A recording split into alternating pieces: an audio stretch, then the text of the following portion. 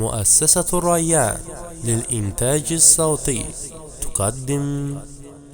Bezdim yalandan, nifaktan, dönüldü kalpler daşa.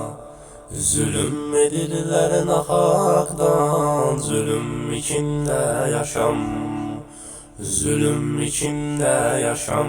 Bezdim yalandan, nifaktan, dönüldü kalpler daşa. Zulüm edirler nahaktan, zulüm içinde yaşam. Zulüm içinde yaşam. Ey anam, kalbim zayıfdır, artık bağı sanmışam. Ferahlıq arzulayıram, bu yolda mən yanmışam. Bizlərə sahib çıxanı, görmüyürəm bəs hanı. Ümmət yetim qalıb ana, yoxdur əl uzadanı. Yoktur el uzadanı. Bezdim yalandan, nifaktan, dönüldü kalpler daşa. Zulüm edirler nahaktan, zulüm içinde yaşam. Zulüm içinde yaşam.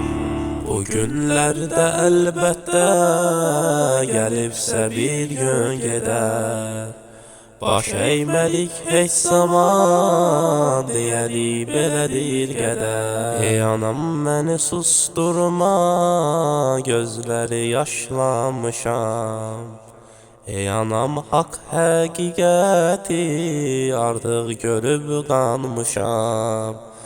Artıq görüb qanmışam. Bezdim yalandan, nifaktan, dönüldü qalplər daşa. Zulüm edirler nahaktan, zulüm içinde yaşam. Zulüm içinde yaşam. Bezdim yalandan, nifaktan, dönüldü kalpler daşa. Zulüm edirler nahaktan, zulüm içinde yaşam.